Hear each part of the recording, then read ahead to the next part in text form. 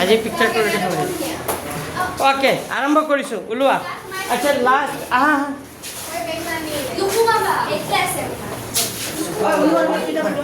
Last question কি লিখাইছিলোঁ চোৱাচোন last question হে নেট্ৰন কি ইয়াৰ নাম কি লিখাইছিলোঁ হয়নে এইটো লিখাইছিলোঁ নেকি মানুহৰ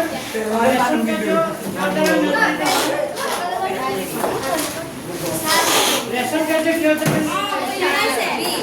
আৰু এইটো লিখাইছিলোঁ যে ডায়াবেটিছ বুলিলে কি বুজায় এজন মুক্ত মানুহ বিজ্ঞান এজনে কিমান এটা লিখিব পাৰে লিখাইছিলোঁ না আজি এইটো পাঠ লাষ্ট পাঠ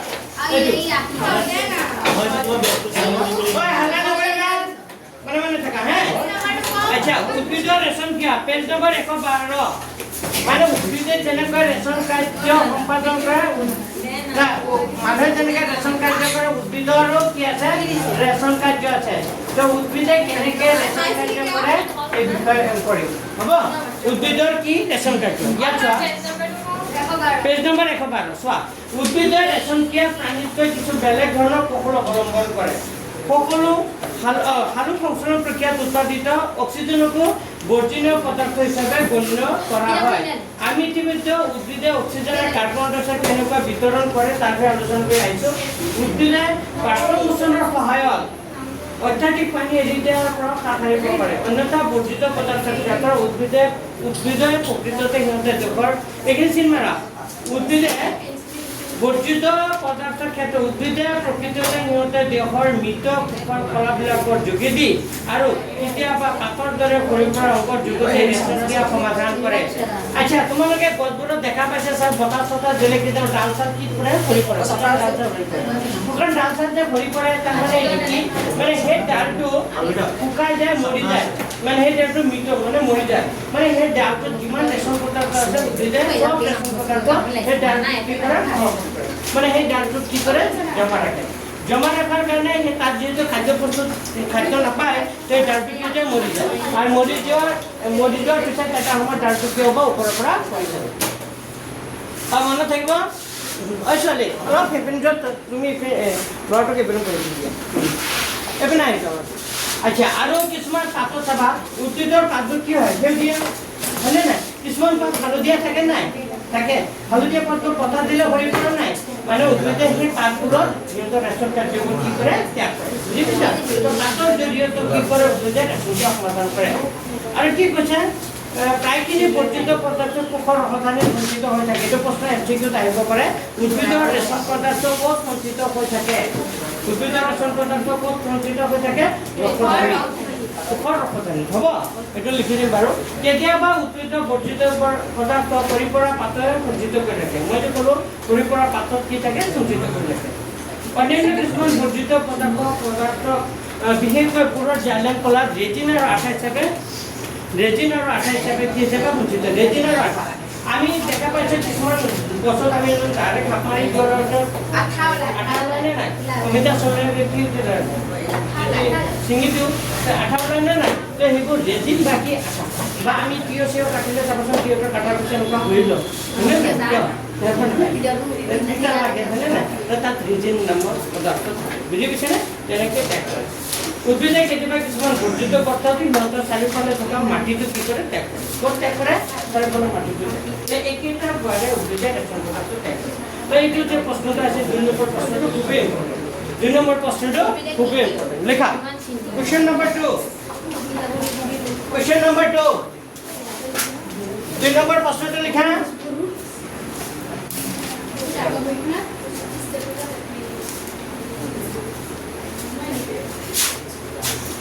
লেখা উদ্ভিদে কি উপায়ে বৰ্জিত পদাৰ্থ ত্যাগ কৰে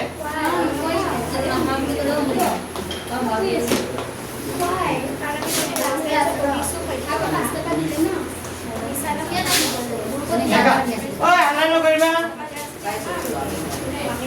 লেখা এনচাৰটো লেখা উদ্ভিদে কি উপায়ে বৰ্জিত পদাৰ্থ ত্যাগ কৰে উদ্ভিদে কি উপায়েৰে কি কৰে বৰ্জিত পদাৰ্থ কি কৰে ত্যাগ কৰে তো লিখা আনসাৰ লিখা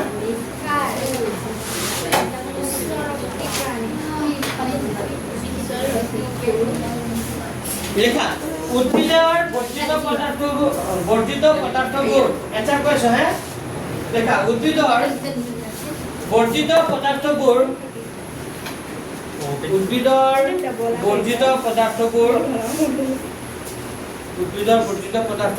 ত্যাগ কৰিবৰ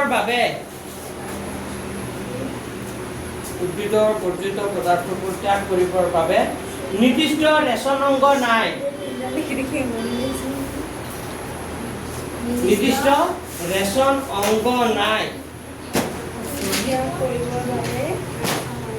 উদ্ভিদৰ বৰ্জিত পদাৰ্থবোৰ ত্যাগ কৰিবৰ বাবে নিৰ্দিষ্ট ৰেচন অংগ নাই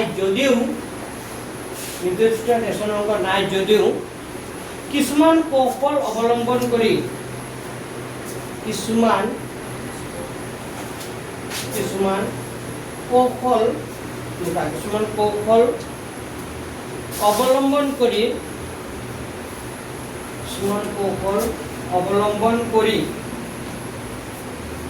দেহৰ পৰা বৰ্জিত পদাৰ্থ ত্যাগ কৰে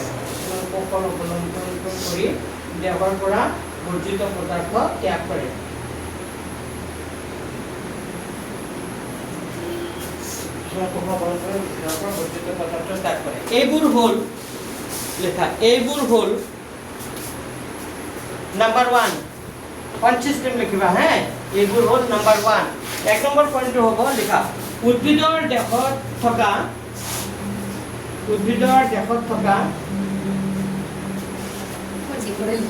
এইটো দেহ মানে এইটো কান্ট্ৰি নহয় দে বডি দেহত এইটো উচ্চাৰণটো বুজি ল'বা উদ্ভিদৰ দেহত থকা মৃত পোকৰ কিতাপত আছে নাই এইটো হে কিতাপৰ পৰা চাই লিখিব উদ্ভিদৰ দেহত থকা মৃত পোকৰ কলাবিলাকৰ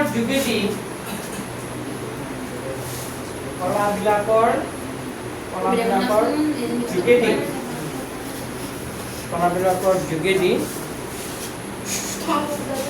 বৰ্জিত পদাৰ্থ ত্যাগ কৰে বৰ্জিত পদাৰ্থ ত্যাগ কৰে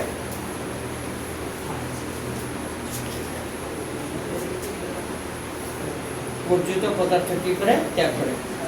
লিখলা 2 নম্বৰ পইণ্টটো লিখা পাতৰ দৰে সৰি পৰা অংকৰ যোগেদি লেখা পাতৰ দৰে সৰি পৰা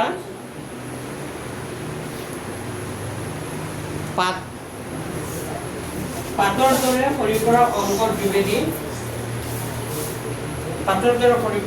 যোগেদি ৰেচন ক্ৰিয়া সমাধা কৰে পাতৰ দৰে সৰি পৰা অংকৰ যোগেদি ৰেচন ক্ৰিয়া সমাধা কৰে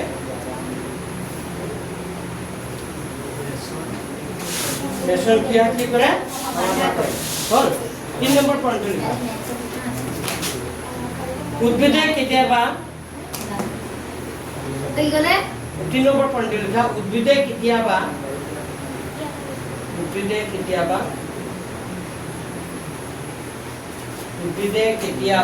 কিছুমান বৰ্জিত পদাৰ্থ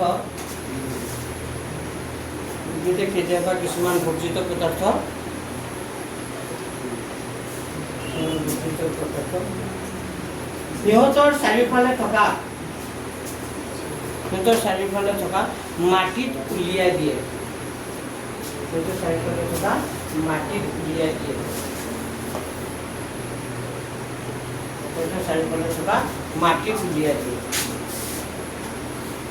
আৰু এটা পইণ্ট আছে এইটো কিতাপৰ পৰা চাই লিখিবা নেকি কিতাপৰ পৰা চাই লিখা উৎপাদিত বৰ্জিত পদাৰ্থ পাইছেনে কিতাপত চোৱা কিছুমান উৎপাদিত বৰ্জিত পদাৰ্থ বিশেষকৈ পুৰৰ ড্ৰাইলেন কলা ৰেজিন আৰু আঠা হিচাপে কি কৰে সঞ্চিত কৰি ৰাখে পাইছেনে লাইনটো কিছুমান পাইছেনে কিছুমান উৎপাদিত বৰ্জিত পদাৰ্থ লাষ্টৰ ফালৰ পৰা 3 নম্বৰ লাইন কিছুমান উৎপাদিত বৰ্জিত পদাৰ্থ বিশেষকৈ কিছুমান লেট্ৰিন বা আঠাইছ হিচাপে জমা কৰি ৰাখে পাইছা চবে লাষ্ট বেঞ্চ পাইছা লিখা কিছুমান কি আছিলে এইটো কিছুমান উৎপাদিত বৰ্জিত পদাৰ্থক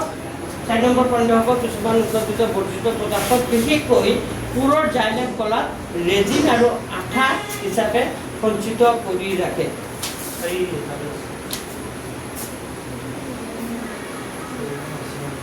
ৰেজিন আৰু আঠা হিচাপে কি কৰি ৰাখে সঞ্চিত কৰি ৰাখে এইটো প্ৰশ্ন খুবেই ইম্পৰ্টেণ্ট ভেৰি ভেৰি ইম্পৰ্টেণ্ট এটা very very important দিটো আহিব পাৰে এটা আহিছিলে যোৱাবাৰ পৰীক্ষা কেটা পঢ় লিখিলা চাইটা আৰু এটা লিখিলে লিখি থব পাৰা লিখা হালু সংশ্লেষণ প্ৰক্ৰিয়া আৰু এটা লাষ্ট পইণ্ট লিখা হালু সংশ্লেষণ প্ৰক্ৰিয়া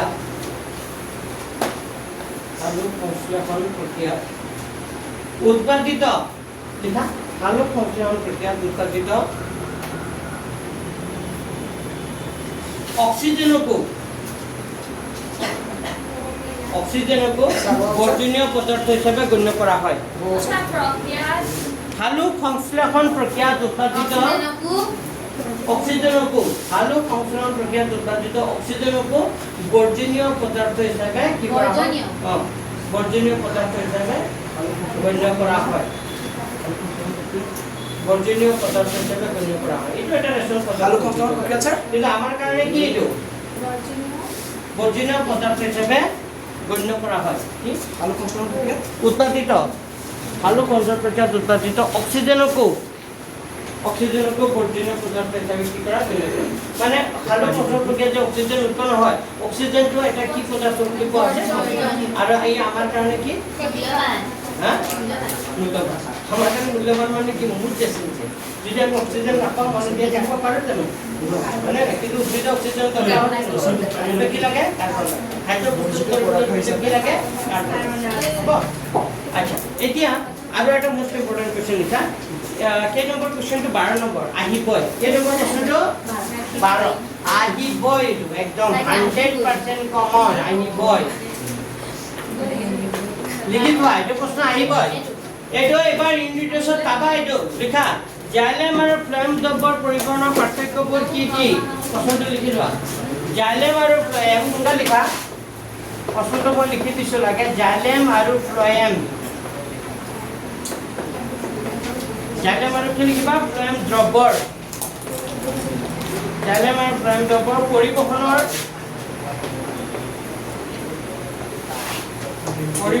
পাৰ্থক্যবোৰ কি কি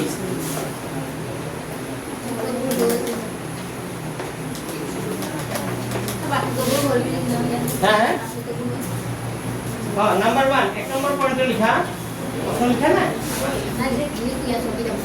লিখা এক নম্বৰ পয়েন্ট লিখা জাইলেম কলাই উদ্ভিদৰ দেশত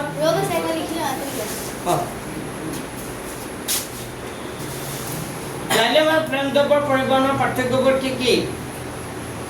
তা এক নম্বৰ পয়েন্ট লিখা জাইলেম কলাই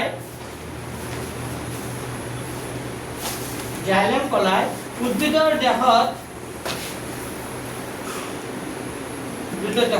পানী আৰু খনিজ লৱণ মাটিৰ পৰা পৰিবহণ কৰে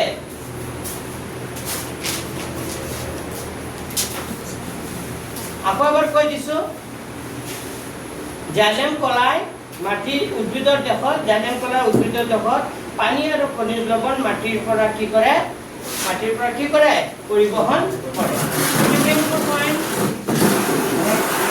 দুই নম্বৰ পয়েন্ট লিখা নহয় এইটো জাইলেমৰ কথা লিখিলো লিখা আনহাতে লগতে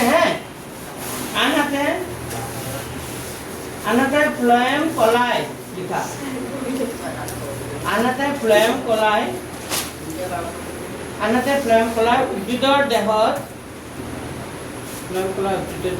খাদ্য পৰিবহণ কৰে আনহাতে ফ্লয়েম কলাই উদ্ভিদৰ দেহত কি কৰে খাদ্য পৰিবহণ এক নম্বৰ পাৰ্থক্যটো তোমালোকৰ মনত থাকিবনে মানে জাইলেম কলা উদ্ভিদৰ পানী আৰু খনিজ লৱণ মাটিৰ পৰা গ্ৰহণ কৰে আৰু ফ্লয়েম কলা উদ্ভিদৰ কি কৰে খাদ্য কি কৰে আৰু যদি আৰু বনাই লিখা আৰু এনেকৈ লিখিব পৰা ফ্লয়েম কলা উদ্ভিদ খালু গ্ৰহণ উৎপাদিত খাদ্য শৰীৰৰ বিভিন্ন কৌশল পৰিৱৰ্তন কৰে এনেকুৱা লিখিব পাৰে লিখা নেক্সট 2 নম্বৰ পইণ্টটো লিখা জাইলেম কলাৰ গতি ঊৰ্ধ্বমুখী 2 নম্বৰ পইণ্টটো লিখা জাইলেম কলাৰ গতি কথা পাতি নাথাকিব লিখিব দিছো জাইলেম কলাৰ গতি ঊৰ্ধ্বমুখী মানে বুজি পাইছা ই জলৰ পৰা পলাই আনিব ওপৰলৈ জাইলেম কলাৰ গতি ঊৰ্ধ্বমুখী আনহাতে লিখা ফ্লয়েম কলাৰ গতি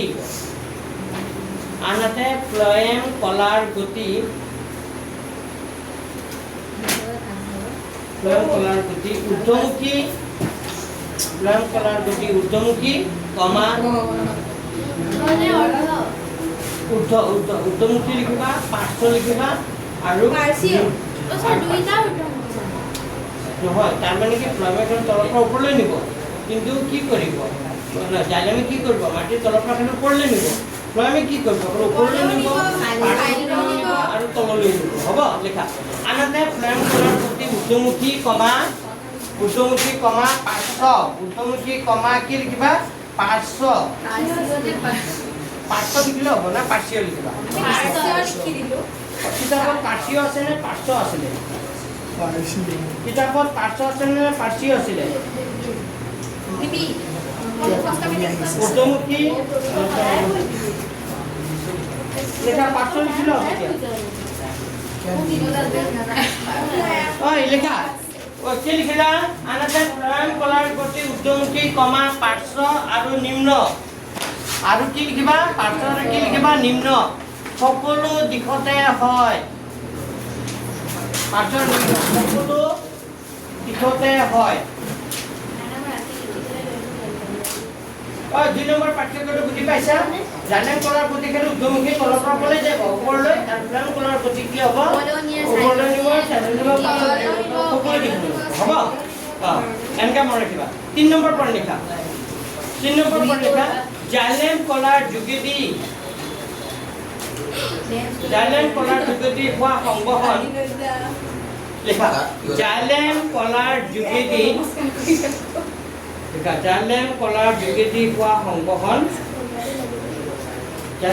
যোগেদি হোৱা সংবহন ভৌতিক বলৰ দ্বাৰা সংগঠিত হয়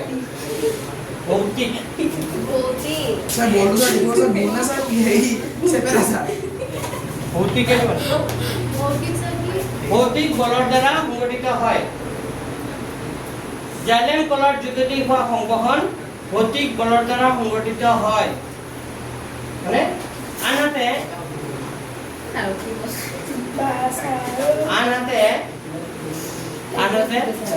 ফ্লয়েম কলাৰ যোগেদি হোৱা সংবহন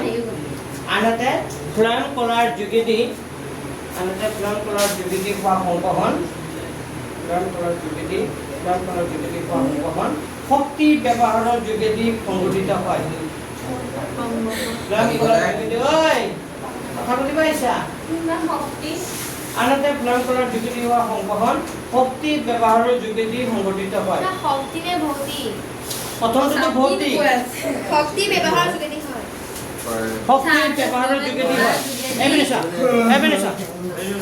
এইটো দেখা পাইছা ইয়াত কিতাপত ধুনীয়াকৈ লিখা আছে জাইলেম কলাৰ যোগেদি হোৱা সংবহন সৰল ভৌতিক বলৰ দ্বাৰা সংগঠিত হয় বুলি গণ্য কৰিব পাৰি যদিও ফ্লয়েমৰ যোগেদি সংগঠিত খাদ্য সংক্ৰমণ খাদ্য স্তৰণ প্ৰক্ৰিয়াত শক্তি ব্যৱহাৰ কৰিহে সম্পন্ন হয় বুজি পাইছা এইটো এটা পাৰ্থক্য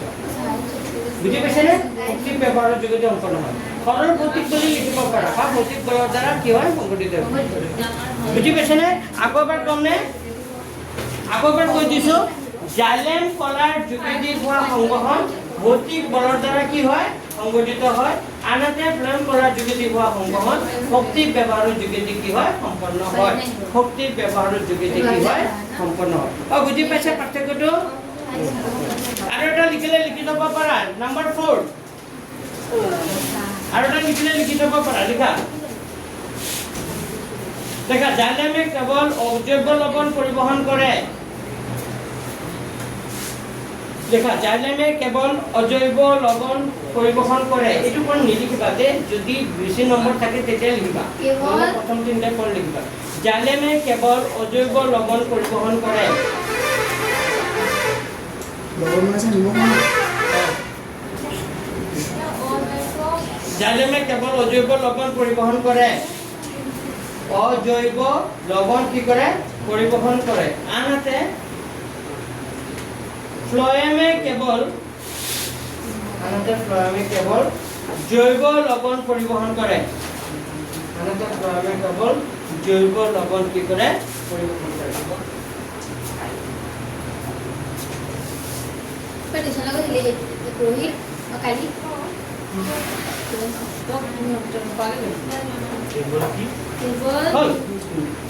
Next.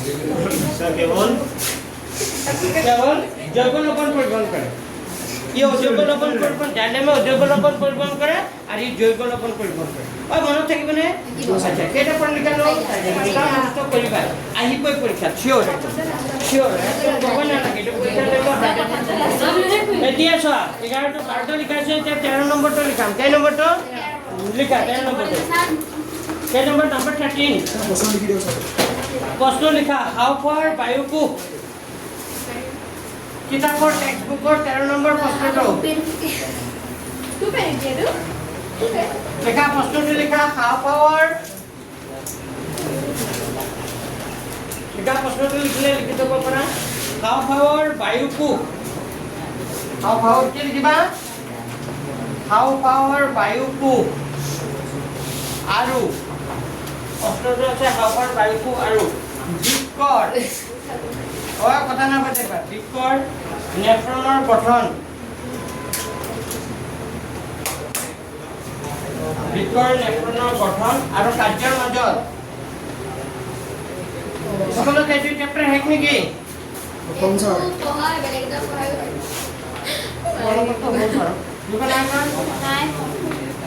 কাৰ্যৰ মাজত কি কৰা তুলনা কৰা লিখা এইটো প্ৰশ্ন এতিয়ালৈকে অহা নাই কিন্তু আহিব পাৰে হ'ব এতিয়ালৈকে অহা নাই বাৰু আহিব পাৰে ক'ব নোৱাৰি কিন্তু যে মই যে ক'লো জাইলেম আৰু ফ্লয়েম এই প্ৰশ্নটো যিমান পৰীক্ষা হৈছে সব পৰীক্ষাতে আহিছে এতিয়ালৈকে কোনো পৰীক্ষা কি যোৱা নাই বাদ কৰা নাই যাতে এইটো প্ৰশ্ন নহাকে আহিছে এইটো জাইলেম আৰু ফ্লয়েমৰ মাজত পাৰ্থক্য যে ক'লো ইমান দৰকাৰী বুজি পাইছা লিখা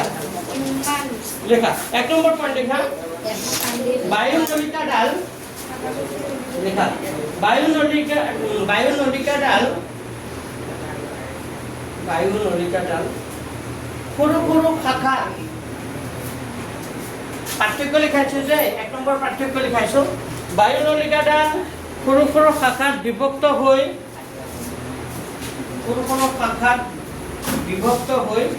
বায়ুকোষৰ সৃষ্টি হয়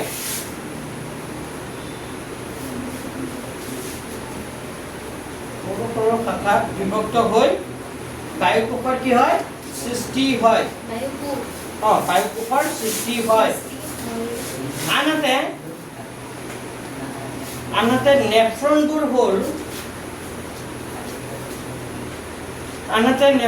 হ'ল বৃক্কৰ একক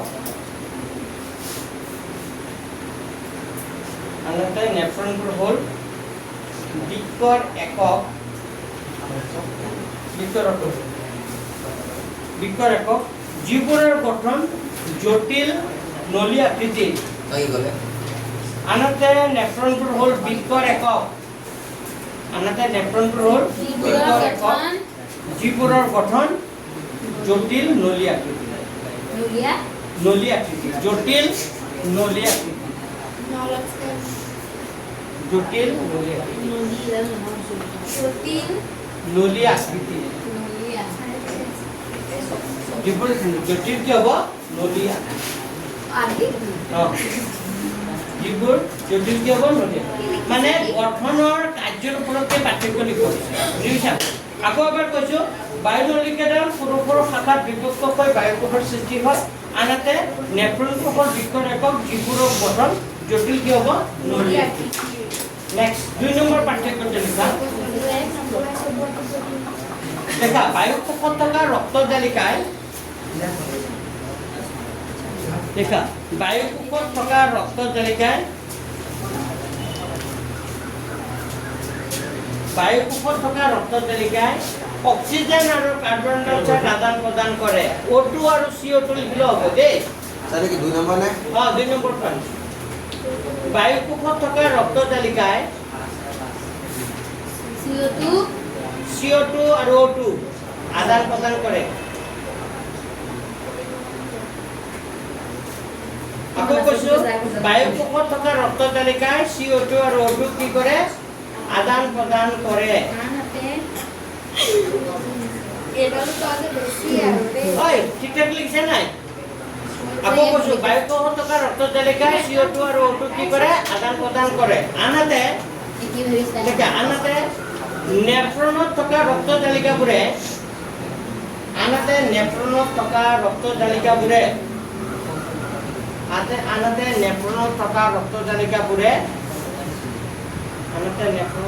ৰক্তজালিকাবোৰে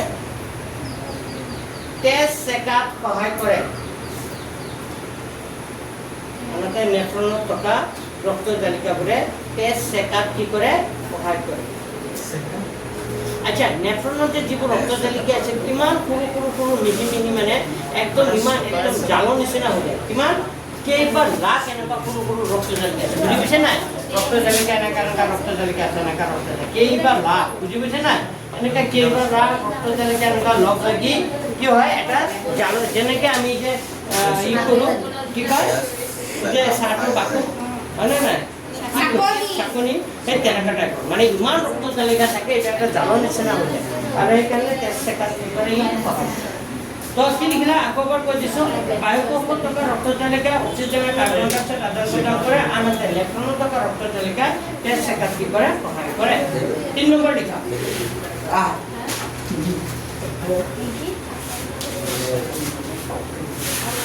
দেখা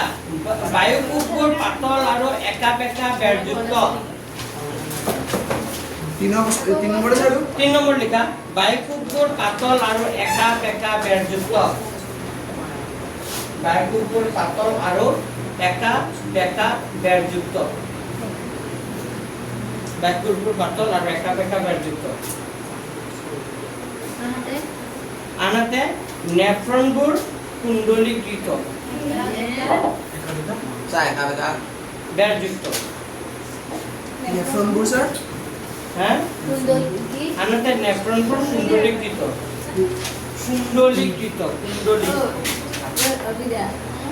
কুণ্ডলী স্যাৰ মহেন্দ্ৰ কুণ্ডলী দিয়াই ভালো স্যাৰ মহেন্দ্ৰ কুণ্ডলী নাম দিয়াই ভালো কেইটা লিখিলা তিনটা আৰু লিখিবা নেকি তিনটা হ'ব হ'ব দিয়া তিনটা হ'ব। নেক্সট প্ৰশ্ন চোৱা কি নামলে আহা মই কি লিখিলো এতিয়া চোৱা 13টো লিখালো 12টো লিখালো 11টো লিখালো এতিয়া আহিছে নম্বৰটো 10 আমাৰ দেহত অক্সিজেনৰ পৰিমাণ কমি গ'লে কি হ'ব? আচ্ছা কিতাপত স্যার 11 না লিখা নেকি স্যার স্যার 11 না লিখা নেকি হ্যাঁ 11 11 না লিখা নেকি এই দৈত্য পৰিবহন তন্ত্ৰ কাকবোলে যে লিখিছো তাতে এইটো কমাই দিছো। এইটো চোৱা মানুহৰ দেহত হিমোগ্লোবিনৰ পৰিমাণ কমি গ'লে কি হ'ব বুলি আছে নে অক্সিজেনৰ পৰিমাণ কমি গ'লে কি হ'ব? হিমোগ্লোবিন আছে নেকি? ওই কার কিতাবত হিমোগ্লোবিন আছে কার কিতাবত স্যার কিতাবত আছে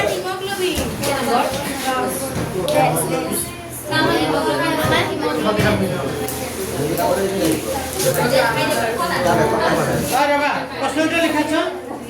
আমাদের হিমোগ্লোবিনের পরিমাণ কমে গেলে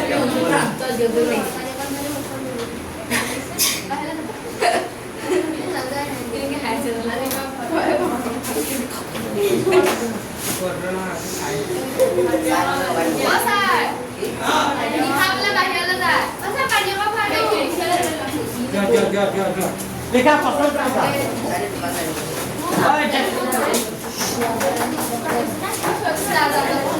ওই দেমা ভালো হইবি রে মা ঘুরিকে ভালো হইবি ঘুরিকে কলু মই লৈ গল টেমা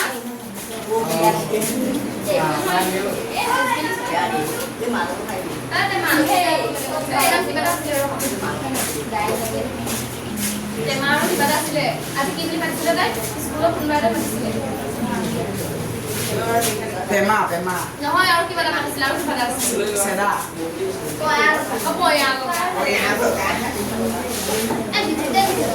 Apa kasih ha? Apa sudah लिखा हो अच्छा তোমালোকক প্ৰক্ৰিয়া দৃষ্টান্ত বা পানীৰ বিশুদ্ধ ঋতু টেষ্টকে পৃথক কৰি ৰখাৰ প্ৰয়োজন এইটো লিখাইছিল নাই লিখাইছিল सेम में सर এইটো কিন্তু ये আহিব तो कितना था यार सेम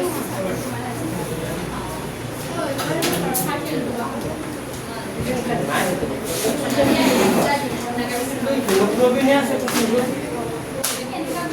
হেমোগ্লোবিন কেনেকৈ আহিব Tá passando. Siapa?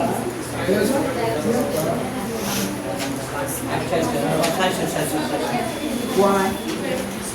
Saya lupa ada masa bukan saya. আচ্ছা এইটো পিছত লিখা আছে নেকি যে প্ৰশ্নটো লিখিলা নেকি Saya balik kita dulu. যদি প্ৰশ্নটো লিখা নাই বেলেগ লিখাইছো আৰু কি কি প্ৰশ্ন আছে চোৱাচোন আচ্ছা 13 হ'ল 12 হ'ল 11 হ'ল 10 নম্বৰ লিখা প্ৰশ্ন কেৰ বিনিময় হ'ব বায়ুকোষৰ কেনেকৈ গঠিত 9 নম্বৰ প্ৰশ্নটো যে আগতে এটা লিখাইছিলো এইটোতে একে সেম এনসাৰ লিখলে হ'ব 9 নম্বৰটা প্ৰশ্ন এনসাৰ কোনটোতে একে মোক কৈ দিয়া 9 নম্বৰটোৰ এনসাৰ এইটোতে একে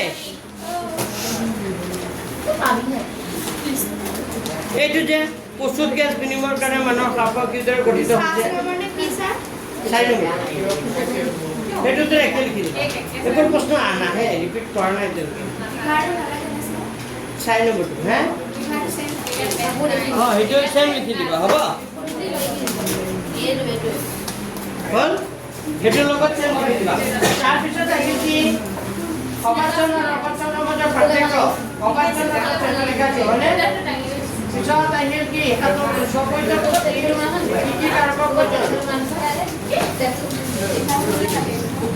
এইটো লিখাইছিলো নেকি স্ববৈধ পুষ্টিৰ কাৰণে কি কাৰকৰ প্ৰয়োজন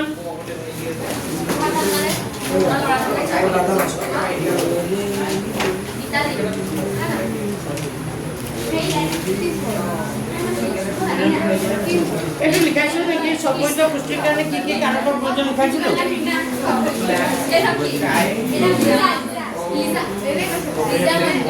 তোমালোকে কিবা কথা পাতি আছো মই কিবা প্ৰশ্ন সুধি আছো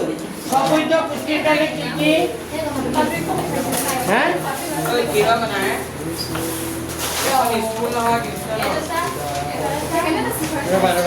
Ah, mau dulu.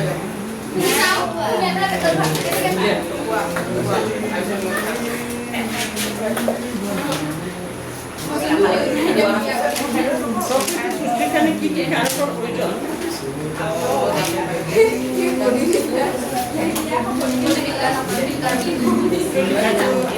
আগতে লিখাইছিল যেন পাইছিলো Kira apa sih bisa? এইটো আগতে এনসাৰটো সোমাই আছে নেকি চোৱাচোন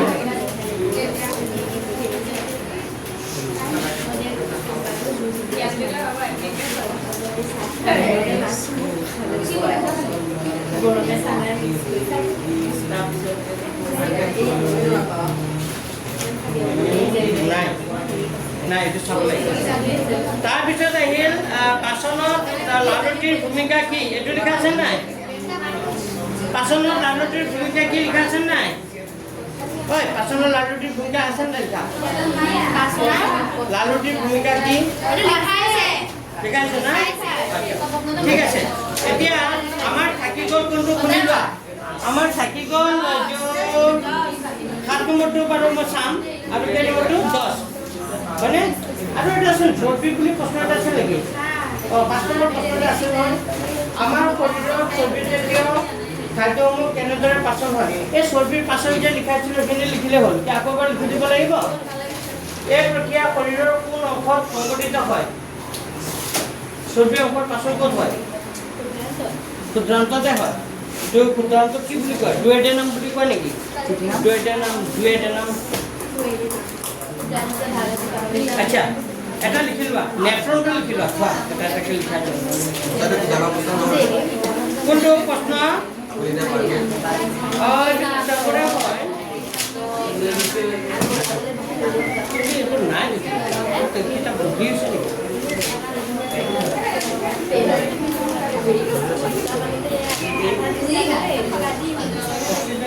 আচ্ছা এইটো চৰ্বিটো লিখা দিম নেকি লিখা 5 নম্বৰটো লিখা 5 নম্বৰটো লিখা নম্বৰ 5 আমাৰ শৰীৰৰ চৰ্বিজাত খাদ্যসমূহ কেনেদৰে পাচন হয় এই প্ৰক্ৰিয়াত শৰীৰৰ কোনটো অংশ সংগঠিত হয় Sa, pasal tu gol ni kita begitu. প্ৰশ্ন ঘৰ লিখিবা Gol begitu. 5 নম্বৰটো প্ৰশ্ন লিখা স্যাৰ ঘৰ সব প্ৰশ্ন লিখেছে ঘৰ 5 নম্বৰ প্ৰশ্নটো কিতাপত আছে চোৱা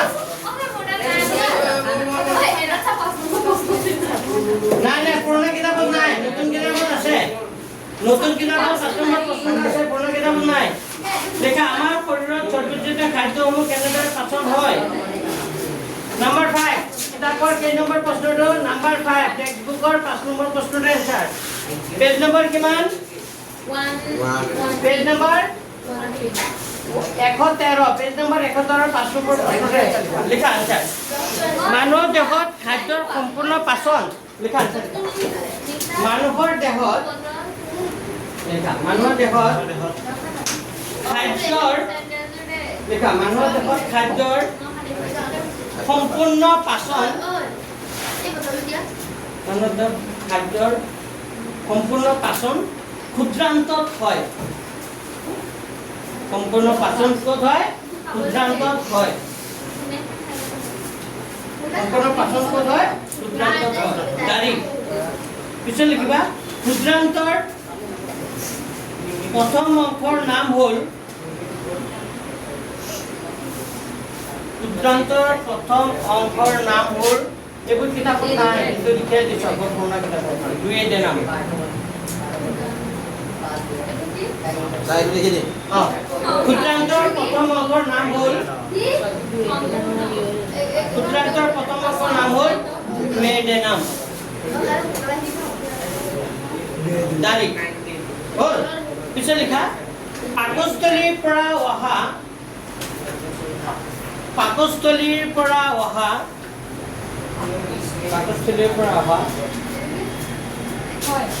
অৰ্ধপাচিত খাদ্য পাকস্থলীৰ পৰা অহা অৰ্ধপাচিত খাদ্য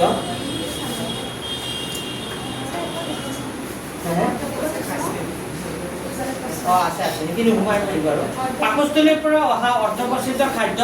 আমলিক পাকস্থলীৰ পৰা অহা অৰ্ধপাচিত খাদ্য আমলিক পাকস্থলীৰ পৰা অহা অৰ্ধপাচিত খাদ্য কি আমলিক আৰু এইবোৰ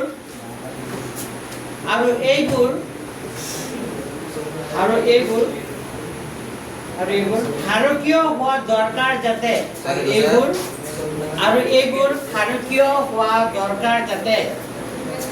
এইবোৰ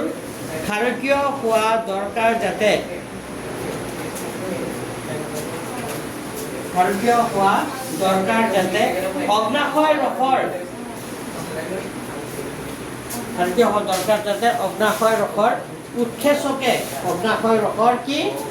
উৎক্ষেপকে ক্ৰিয়া কৰিব পাৰে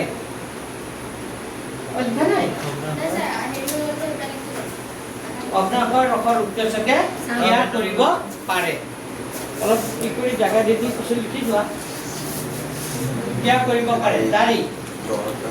পিছত লিখিবা এতিয়া যকৃতৰ পৰা নিঃসৰিত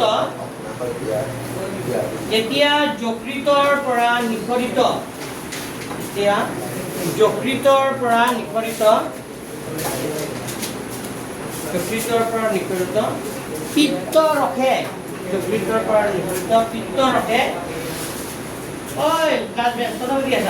এতিয়া যকৃতৰ পৰা নিঃসৰিত পিত্ত ৰসে এই কাৰ্য কৰাৰ লগতে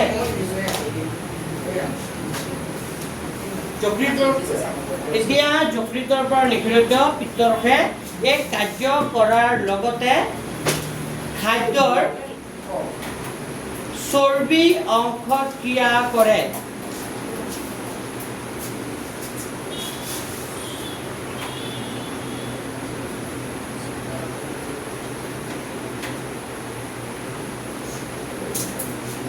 চৰ্বি অংশত কি কৰে? ক্ৰিয়া কৰে। ক্ষুদ্ৰান্তৰ লিখা ক্ষুদ্ৰান্তৰ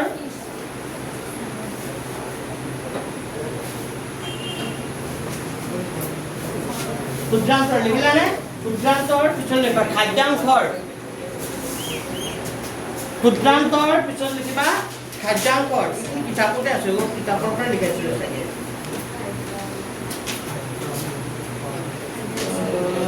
ক্ষুদ্ৰান্তৰ খাদ্যাংশ এইটো ক্ষুদ্ৰান্তৰ খাদ্যাংশৰ চৰ্বিৰ অণুৰ আকাৰ। তোমালোকে কিতাপৰ পৰা চাই চাই লিখিব পাৰিবা। পেজ নম্বৰ এইটো হ'ল 100ত এইটো ক্ষুদ্ৰান্তৰ পাইছা? এইটো কেই নম্বৰ লাইন? 1 2 3 4 5 6 6 number line. এইটো থাৰ্ড পেৰাগ্ৰাফটো 6 নম্বৰ লাইন। ক্ষুদ্ৰান্তৰ খাদ্যাংশৰ পাইছেনে? ক্ষুদ্ৰান্তৰ খাদ্যাংশৰ চৰ্বিৰ অণুৰ আকাৰ ডাঙৰ আৰু খণ্ডযুক্ত আৰু ইয়াক উৎকেচকে সহজে ক্ৰিয়া কৰিব নোৱাৰে। নোৱাৰে আৰু লিখিব লাগিব।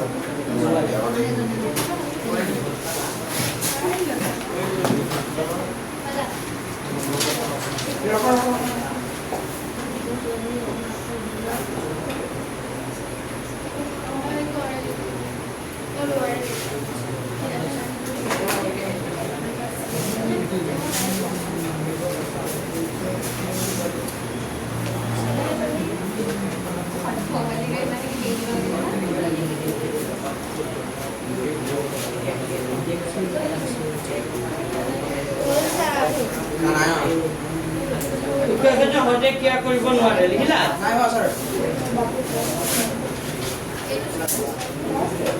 পিছত এই লাইনটো লিখি দিবা। পিত্ত লৱণৰ উপস্থিতিত লগতে লিখি দিয়া এইটো পিত্ত লৱণৰ কি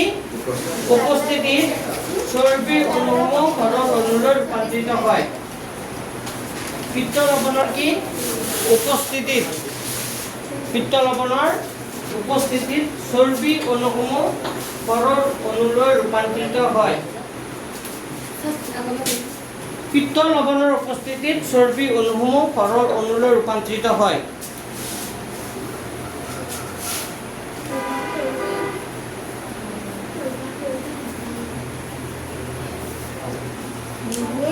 সৰল অণুলৈ কি হয়? ৰূপান্তৰিত হয়। পিছত পেকেট চেঞ্জ কৰি লিখিব পাৰা বা লগতো লিখিব পাৰা। ইয়াৰ পৰা লিখিবা অগ্নাশয় গ্ৰন্থিয়ে নিঃসৰণ কৰা অগ্নাশয় ৰসত প্ৰটিন বিশ্লেষী উৎকোচিত ট্ৰিপচিন আৰু বুলি লিখিবা, ইতিমধ্যে লিখিব নালাগে। আৰু সৰলীকৃত চৰ্বি বিশ্লেষী উৎকোচিত লাইপেজ থাকে। কি থাকে? লাইপেজ থাকে। ক্ষুদ্ৰান্তৰ বেৰত থকা সৰু গ্ৰন্থিবোৰে আন্তৰিক ৰস নিঃসৰণ কৰে আৰু ইয়াত থকা উৎকেচকে অৱস্থাৰ প্ৰটিন অংশ সৰলৈ মিলিছে। এইখিনিৰ পৰা ঘটাই বুলি লিখিছিলোঁ। ইয়াৰ পৰা লিখিবা অগ্নাশয় গ্ৰন্থিয়ে নিঃসৰণ কৰা। পাইছেনে? ইয়াৰ পৰা ঘটাই বুলি লিখিলে হ'ল। আমি আগৰো কিছুমান এনচাৰত এইখিনি কথা লিখিছিলোঁ। লিখিলে ভাল আৰু, কিন্তু আগতে এইবোৰ কথা লিখাইছিলোঁ। আৰু যদি পৰীক্ষাত সময় নহয় এই ওপৰৰ কথাখিনি যে লিখিছোঁ এইখিনিলৈকে লিখি দিলে হ'ল। হ'ব? 2 নম্বৰ আহিব। লিখিব লাগিব।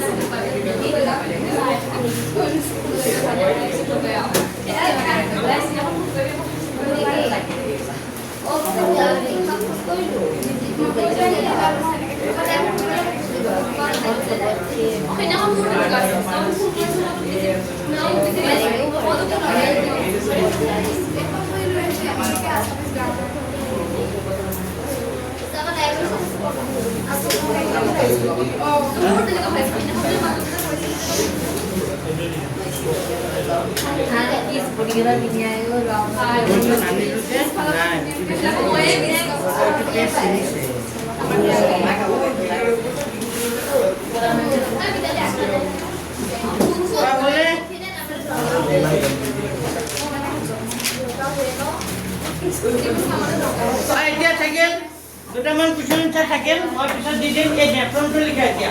নেফ্ৰন কি এটা প্ৰশ্ন আছে চোৱাচোন নেফ্ৰন কি নাই লিখোৱা নেফ্ৰনৰ গঠনটো নাই লিখোৱা নেফ্ৰন কিটো লিখালে ইয়াৰ নামটো লিখালে এইটো লিখোৱা নাই নেকি নেফ্ৰনৰ গঠনৰ কাৰ্য বৰ্ণনা কৰা কাৰ্যটো লিখালে গঠনটো কিন্তু বহুত দীঘলকে লিখা আছিলে ইয়াত কোন কেছলৈকে বহুত দীঘলকে লিখিছে ছুটিকে লিখিছে বস্তুকেইটা লিখা দিছোঁ আমি না লিখাচোন নেফ্ৰনৰ গঠনৰ কাৰ্য বৰ্ণনা কৰা লিখা কেই নম্বৰ প্ৰশ্নটো পেজ নম্বৰ কিমান 112 কেই নম্বৰটো লিখা 112 পেজ নম্বৰ 112 এক নম্বৰ প্ৰশ্নটো এইটো ইম্পৰ্টেন্ট হয় ভেৰি ভেৰি ইম্পৰ্টেন্ট যোৱাবাৰ এইটো পৰীক্ষাত আহিছিলে নেফ্ৰনৰ গঠন আৰু কাৰ্য বৰ্ণনা কৰা লিখা নেফ্ৰনৰ গঠন আনসাৰ লিখা নেফ্ৰনৰ গঠনবোৰ লিখা নেফ্ৰনৰ গঠন বুলি লিখা আন্ডাৰলাইন কৰি দিয়া নেফ্ৰনৰ গঠন বুলি লিখা আৰু আন্ডাৰলাইন কৰি দিয়া নেফ্ৰনৰ এনেকা লিখা নেফ্ৰনৰ কি লিখিবা গঠন হ'ল লিখা নেফ্ৰন হ'ল বৃক্কৰ গঠন দেখা নেফ্ৰন হ'ল বৃক্কৰ গঠন নেফ্ৰন হ'ল বৃক্কৰ গঠন আৰু কাৰ্যকৰী একক নেফ্ৰন হ'ল বৃক্কৰ গঠন আৰু কাৰ্যকৰী একক দাড়ি পিছত লিখা প্ৰতিটো নেফ্ৰন প্ৰধানকৈ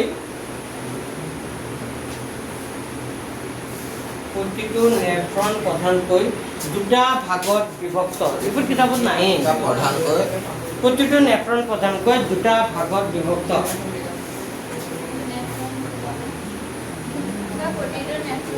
প্ৰতিটো নেফ্ৰন প্ৰধানকৈ দুটা ভাগত বিভক্ত লিখা যেনে স্পেলিংটো লিখিবা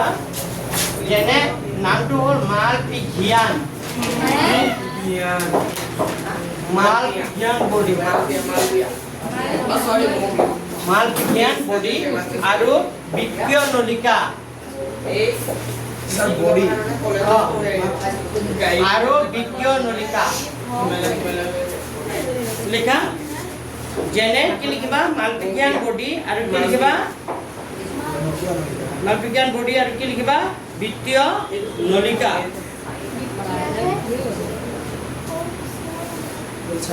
মালপিঘিয়ান বডি আৰু কি লিখিবা বৃত্তীয় মালপিঘিয়ান বডি আৰু বৃক্কীয় নলিকা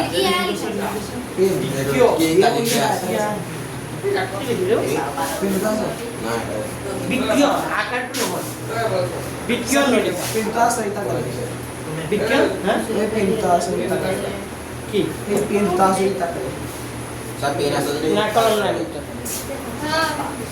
আৰু বৃক্কীয় নলিকা লিখিলা পিছত লিখিবা মালপিঘিয়ান বডি দুটা অংশত আকৌ এইটোৰো দুটা ভাগ আছে ইয়াৰো কেইটা ভাগ আছে দুটা মালপিঘিয়ান বডি দুটা ভাগত বিভক্ত লিখা মালপিঘিয়ান বডি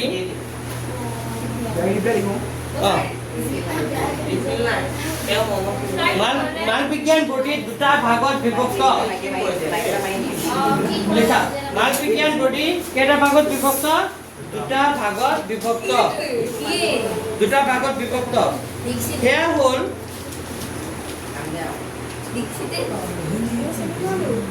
সেয়া হ'ল লিখিলানে সেয়া হ'ল বমেনৰ কি লিখিবা সেয়া হ'ল বমেনৰ সম্পদ সেয়া হ'ল বমেনৰ কি লিখিবা সম্পদ আৰু গ্লোমেৰুলাছ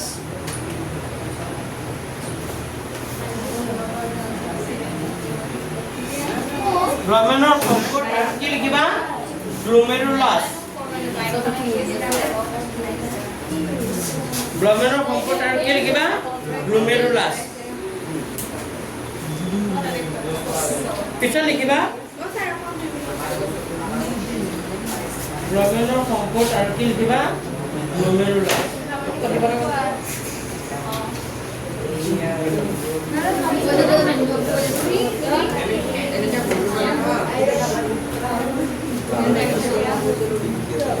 ব্লমেনৰ সম্পদ আৰু কি লিখিবা গ্লোমেৰুলাছ লিখা হ'ল গ্লোমেৰুলাছ পিছত লিখা ব্লমেনৰ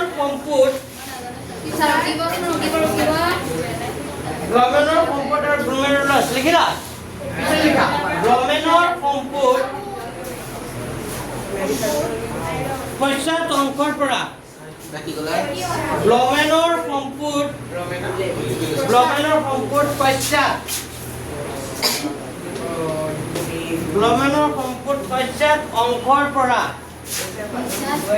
ব্লমেনৰ সম্পদ পশ্চাৎ অংশৰ পৰা বৃক্কীয় নলিকা আৰম্ভ হৈছে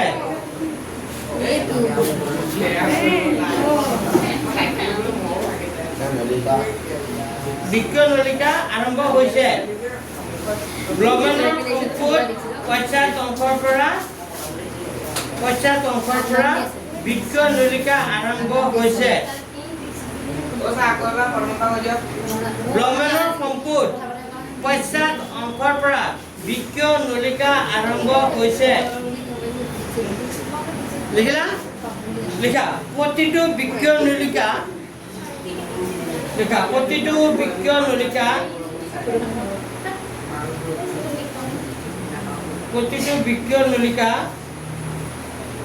প্ৰধানকৈ 4টা অংশত বিভক্ত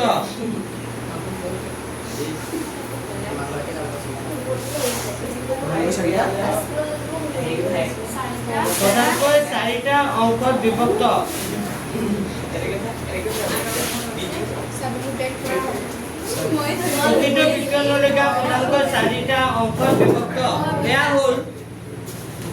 সেয়া হ'ল নাম্বাৰ 1 নিকটৱৰ্তী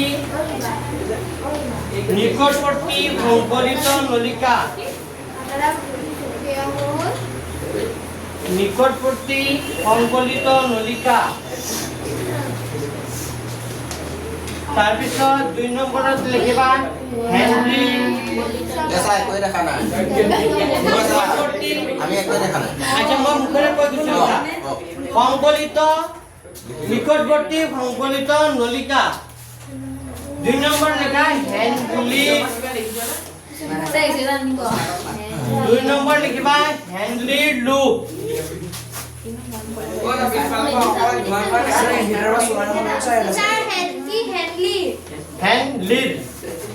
হেনলি লুপ 3 নম্বৰ লেখা দূৰৱৰ্তী সংকলিত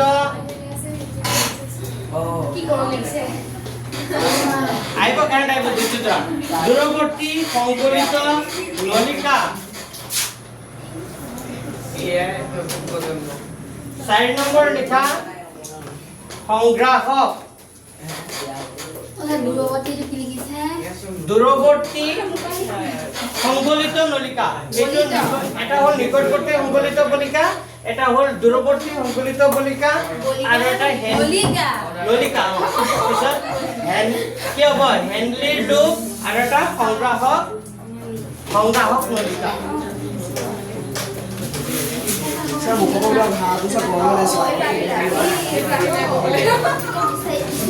আচ্ছা এইটো নেফ্ৰনৰ গঠন বুলি ক'লে কিতাপত নাই বুজি পাইছেনে এইটো আগৰ পুৰণা কিতাপত ধুনীয়াকৈ আছিলে এইটো মই পুৰণা কিতাপত আগৰ ল'ৰা ছোৱালীক দিয়া লিখা দিছিলোঁ এইখিনি হ'ব কিয় এতিয়া MCQ লিখাম এটা কি লিখাম MCQ আচ্ছা আপোনাৰ এইখিনি হৈ গ'ল এইটো আৰু এটা থাকে 3 নম্বৰ প্ৰশ্নটো থাকে এই নম্বৰ প্ৰশ্নটো নাম্বাৰ 3 ঐ itu sok dulu main dulu. Nomor 3 nomor প্ৰশ্ন দুটা কি বুলি কৈছে কেনেকৈ পৰিমাণ নিয়ন্ত্ৰণ কৰিব পাৰি লিখা আচ্ছা ইয়াৰ কাৰ্যটো ঘৰত নিজে লিখিব পাৰিবা নাই নেফ্ৰনৰ কাৰ্য গঠনটো লিখি দিলো কাৰ্যটো ঘৰত নিজে লিখিবা আগতে লিখি দিছো তেনেকা লিখিলে হ'ব ইয়াত বহুত দীঘলকৈ লিখা আছে লিখা মানুহৰ কেনেকৈ মূত্ৰ উৎপন্নৰ পৰিমাণ নিয়ন্ত্ৰণ কৰিব পাৰি স্কুল লিখা আছে নেকি এইটো তেন্তে কাম কৰিবা এইটো লিখি ল'ব নেকি নিজে এটা তোমালোকে নিজে স্কুলতে লিখি দিছো হ'ব কেই নম্বৰটো লিখিব দিছো 3 নম্বৰ কুৱেশ্যনটো ঘৰত লিখিব দিছো এতিয়া MCQ কৰিলে আহা MCQ প্ৰশ্নটো আহা 1 নম্বৰ MCQ কি হ'ব মানুহৰ বিকট দুটা কোনটো তন্ত্ৰৰ অংশ কি হ'ব ৰেচন ভেৰি গুড 2 নম্বৰটো পানী পৰিবহন yes 3 নম্বৰটো হ্যাঁ দেখেটা উপৰ আটে কিটা হ'ব পিছৰ 4 নম্বৰটো এতিয়া মই কেইটামান MCQ দিছো হ'ব এতিয়া পৰীক্ষা নাই MCQ কেইটামান আছে লগত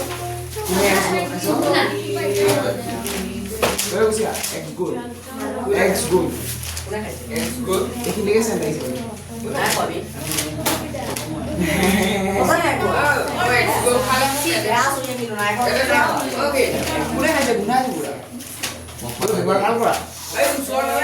আচ্ছা তোমালোকে যে প্ৰশ্ন দিছিল সেইদিনা সেইদিনা যে প্ৰশ্ন দিছিলো তাত কি প্ৰশ্ন আহিছিল অকমান ডিছকাশ্যন কৰি লওঁ দিছিলো নাই তোমালোকক গ্ৰুপত দিছো নাই কি আহিছিলে প্ৰশ্ন আজি আৰু মই আগৰ পুৰণা তোমালোকৰ স্কুলৰ প্ৰশ্ন আছিলে